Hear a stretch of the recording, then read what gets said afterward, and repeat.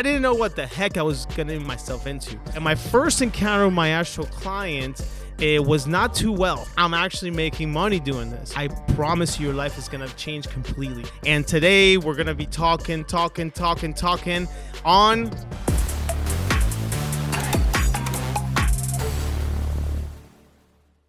Welcome to the 200% Life Podcast. Your host, Jeremy Gomez. We're episode, I lost count. I don't know what episode we are. All right, well, that's fine. We're here. And before we get started today, I wanted to remind you to please rate, review, and subscribe to all platforms, YouTube, you got Apple Podcasts, Google, etc. Just go ahead and do that for us. We really appreciate it. So let's get on with it. Today's topic. This is something that everybody's been waiting for. I think just, of course, this is just like obvious. And today we're going to be talking on sales. Let's go. Let me take you back. Story time to the year 2000. Who remembers the year 2000? We're talking about, Y2K. We're talking about, all you little thieves out there downloading illegal songs on Napster and LimeWire. Who remembers that? Burning CDs, right? With your summer mix, etc. And let's talk about the music, obviously, the year 2000. Here we go. And sync. Bye. All right. Who else? What else? Eminem. Dun, dun, dun, dun, dun. Dun, dun, dun, dun, dun. All right. What else? Let's see. Britney Spears, of course. Oh yeah. All right, what else? Here we go. And of course, we cannot leave out Mr. Ricky Martin, Living La Vida Loca. All right, your summer mix is on. The year 2000 for me, I was in my first sales job. My very first sales job, which, by the way, was a family business. I was a sales associate at a T-Mobile store. If you guys has followed us, my brother Yuri had 36 T-Mobile store, and I was one of his sales associates. My very first sales job. I didn't know what I was getting into. I think I just said yes to everything. I was pretty shy in high school, pretty shy in middle school. I wasn't one of the cool kids, definitely, wasn't a jock, wasn't anything like that. Pretty reserved, had my friends here and there, was a rocker. Who remembers the Jinkos? I had the Jinkos on, etc. But as soon as I left high school, which was in the year 2000, my very first sales job was with my brother Yuri selling cell phones. I didn't know what the heck I was getting myself into. I just said, hey, this might just last for a couple months while I fight for something else. Fun fact, I started to be a journalist, and I was talked out of that by my wife, which I am very thankful for, because now sales is where I am. So here I am. 18 years old in the year 2000. Okay, yeah, you did your math. I'm 40 now. Yes, you did your math. Absolutely. But now I am getting trained by a manager who I really appreciated at that time. And I had no clue. I didn't know what was sales. I thought it was just, I'm just going to get in front of somebody. I'm going to give them a product. They're going to buy it, and that's the end of it.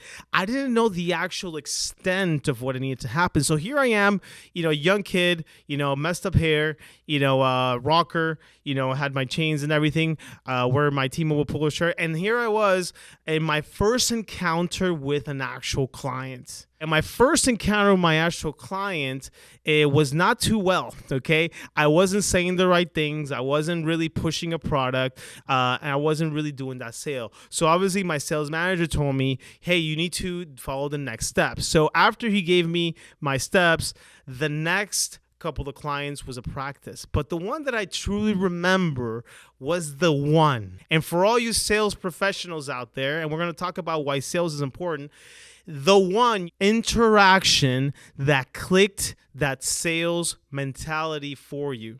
The one interaction that you said, I love this. This is amazing. I'm ready to make this my career. And that one for me was very, very special. So as I am interacting with that particular customer, and when it got to the point where I'm actually now putting into play everything that my sales manager told me to the point that I got into explaining the product, getting into the actual details, the specifications of what they need, to then the very magical moment. The magical moment where you ask that closing question, which I didn't know about. Before, I was just thinking that they were just going to buy. When I asked that closing question, which I remember was, perfect. So if everything sounds good, are we ready to go ahead and sign you up for your $39.99 400-minute plan with free nights and weekends? And your text messages are 5 cents. we'll give you 100 again. We'll give you 100 every single month, and it'll re-up every single month. And with your beautiful Nokia, black and white, state-of-the-art, interchangeable faceplate. Who remembers those with a snake game? And today, if you choose to sign today, if you're ready to do this, I'm ready to do this, we will give you that phone for free. What do you say? And what do you think the client said? Absolutely. That sounds great. Sign me up. That moment was magical. That moment to me was where I said, I can actually control a conversation, and I can actually get somebody to agree to purchase a product.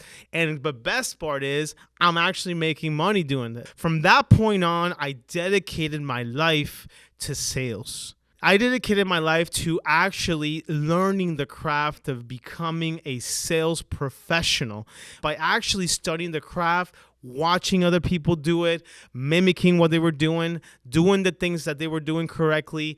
For the ones that weren't doing correctly, learning not to do what not to do correctly, and moving on from there. And from there, history's in the making. I sold tons of phones monthly basis, to the point where I was able to now become a franchisee within my brother's company, and actually had 3 T-Mobile stores with Gia, with my wife.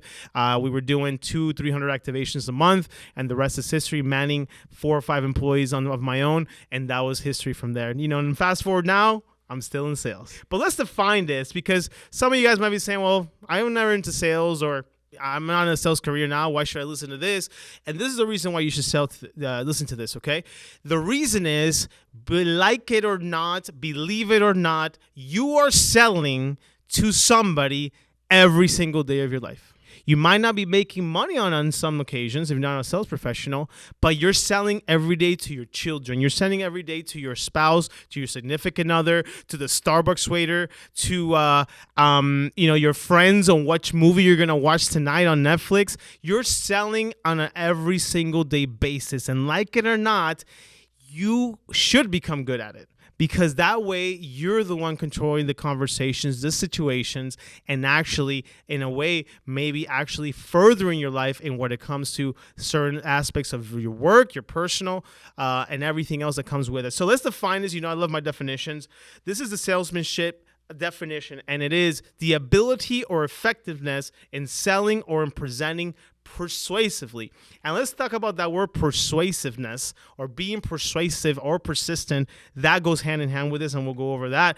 My beautiful definition, which I've used it, I don't know if I just kind of took one part and another of certain ones, but this is my definition of being a salesperson or having salesmanship, is the transfer of excitement of a product, idea, or service to a willing and able party.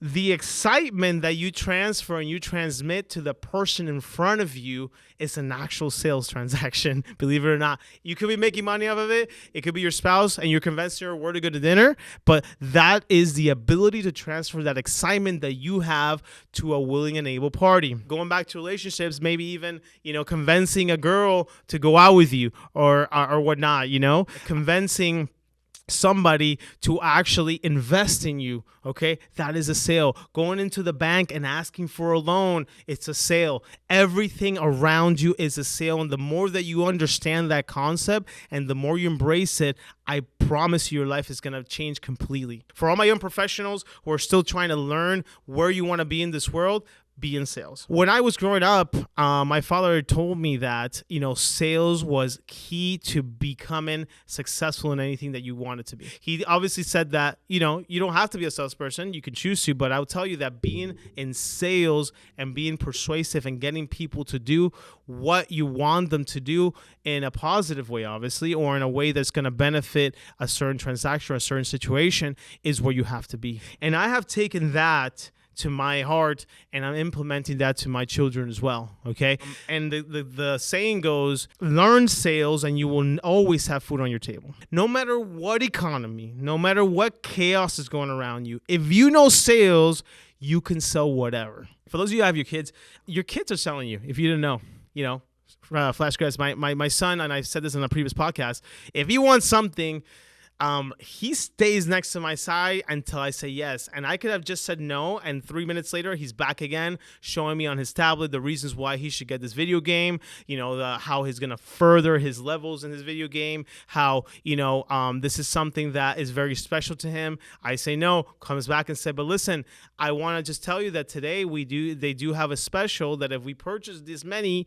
V-Bucks on whatever Fortnite, I'm going to get it actually cheaper and this and that, until I actually give in, because I'm like, this kid is just so persuasive. Sometimes I give in because I give him kudos, but other times I give in because I just are tired of him being there persuasive and trying to sell me something. Daughter, the same thing.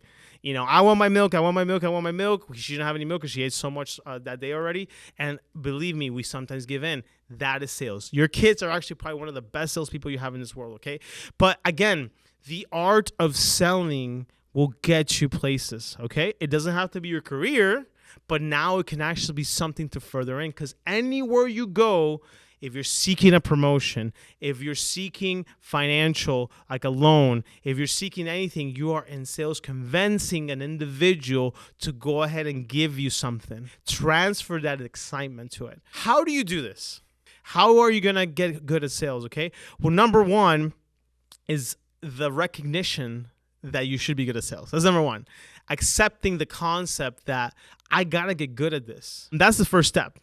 Acknowledging that this is something that you have to do. Again, my young professionals, for my 16, 17, 18-year-olds who are listening to me in those early 20s, you're definitely in that peak where you can actually, learn this craft and get along and get ahead in life and get along with a lot of people, okay? So acknowledging that you need to do this, that's the step number one. Number two, how do you actually learn these craft, okay? There are great resources, great sales trainers out there. People like Zig Ziglar, people like Grant Cardone, Josh Altman, a great real estate, mogul, I would call him, a real estate agent over in Los Angeles, and countless others that you can look up and actually watch and read their books and watch their videos and actually pick up something from there. So definitely feeding yourself on a daily basis from sales techniques and trainings. Lots of great sales movies out there, guys. Glengarry Glen Ross is one of them. A Boiler Room is a great movie. That's one of the classics for sales. So there's a ton of different sales movies that you're gonna see. Jerry Maguire, Tom Cruise, one of the a great sales movie as well. So just capture those moments that you have there, okay? And you'll be able to kind of pick up some techniques and things that you have, okay? And then number three, where can you do and practice these things is on your everyday life. We are seeking, and there's so many opportunities out there that sometimes we leave on the table because we're afraid to actually ask, or we're afraid to actually negotiate, okay, which is part of sales, okay? So now is understanding where to use these techniques is really in your everyday life. So acknowledging where that you need to do sales, getting some practice or learning some mentorship with some of these things out there. Free resources out there, tons of it on YouTube that you can watch and grab. Obviously, if you're a big Audible fan or audiobook, again, I recommend a lot of those Grant Cardone, Zig Ziglar books, Josh Altman, Ryan Serhant. All these guys can teach you the sales techniques that are out there. And then where to use it, again, in your everyday life. This is where you're going to come across certain things and certain situations that you're going to know. You're going to remember me when you said, I actually used the technique I learned from some of these, mentors to there. I'll try to teach, obviously, through these podcasts as much as I can. But again, the power to control the conversation is what you need to learn to become great at the sales technique. If you've been struggling and don't know what career to change to, and it doesn't matter your age, you can be in your 20s, 30s, 40s. I have personally team members that got into sales 3 years ago and they're in their 30s, okay? And they're great at it, okay?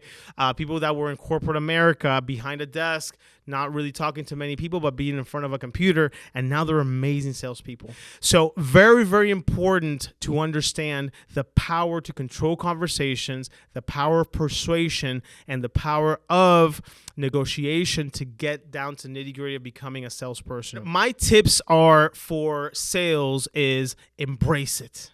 Embrace it, like I said. That's really the concept that you need to have, is embracing and understanding that this is going to change your life. Again, teaching my young children to understand, and I think we've done actually too good of a job, because they sell us on everything on an every single day basis, okay? And sometimes I talk to my wife and she thinks I'm selling her, and I'm not. I'm really just talking with her. But yeah, no, secretly, if Gia's watching, yeah, I do kind of sell her sometimes and I find out that, she is being sold on the spot. But it's really assessing situations and understanding when to jump in. The power of sales is something that will get you to your next step in whatever you're doing. All right. For me, it has opened up numerous opportunities, numerous doors, and it has become a great part of my life. I will give my last tip here is staying humble while doing at it, okay? Nobody really likes a cocky salesperson, because people think, that's all about sales, sleazy salesperson or whatever. And I've always kept humble with it and just literally put the facts on the table, bringing, what's the benefits to the other party. And at the end of the day, negotiating the best aspects of the deal. And then last but not least, closing that sale, okay? Again, this is something that I believe that can touch and change people's lives. It's really like, if you have no job today, if you just got laid off today, if you're unemployed, I'm telling you, picking up sales, you can work anywhere, okay? Everybody's selling something. You go to the restaurant, the waiter's selling you, and I'm selling you. Would you like another drink? How about dessert? Would you like to add some lobster to your steak? All right? It's all sales, all right? Relationships, all sales, okay? Promotions, job interviews. You're selling yourself in a job interview. You're preparing yourself for that. Everything is trying to sell yourself to somebody. Always stay humble, okay? Get the mentors that you're looking for, free resources out there, all right? And obviously accepting the fact that this is something that could change your life. Guys, I'll leave you with that. Sales, sales, sales. I'll see you next time on the 200% Life podcast.